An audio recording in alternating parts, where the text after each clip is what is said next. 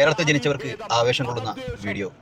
പാർലമെന്റിൽ കേരളത്തിന്റെ മതനിരപേക്ഷത ശ്രീനാരായണ ഗുരുവിന്റെ സന്ദേശത്തിലൂടെ ഇന്ത്യ കേരളമാകണമെന്ന് അവതരിപ്പിച്ച് AR റഹീം സഖാവ്. കേട്ടു നോക്ക്. സാർ, കുറിച്യർ ബ്രിട്ടീഷുകാർക്കെതിരെ പൊരുതി. കുറിച്യർ അവരുടെ മുമ്പിൽ തോറ്റു പിന്മാറിയില്ല, മാപ്പെഴുതി കൊടുത്തില്ല. സാർ, അവർ എവിടെയും പിന്മാറിയില്ല, അവർ ആരുടെയും ചെരുപ്പ് നക്കുകയില്ല.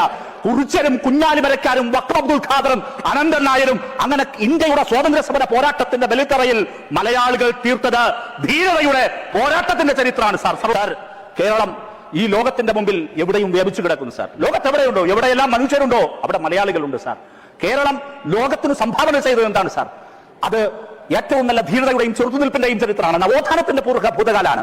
സാർ, ഇന്ന് നമ്മുടെ രാജ്യം വംശീയതയുടെ വിദ്വേഷത്തിന്റെ ബുൾഡോസറുകൾ പാഞ്ഞുകൊണ്ടിരിക്കുമ്പോൾ ഞാൻ 4 വരിയിൽ അവസാനിപ്പിക്കുന്നു. സാർ, 1888 അരുവിപ്പുറത്ത് ശിവപ്രതിഷ്ഠ നടത്തി ശ്രീനാരായണ ഗുരു കുറിച്ചിട്ടത് ഇങ്ങനെയായിരുന്നു: ജാതിഭേദം മതദ്വേഷം ഏതുമില്ലാതെ സർവരും സോദരത്തേനെ വാഴുന്ന മാതൃകാസ്ഥാനമാണിത്.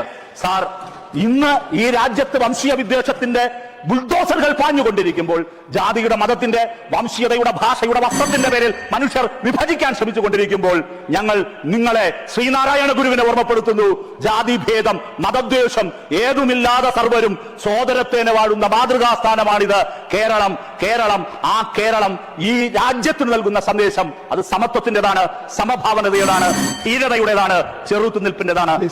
നന്ദി സാർ.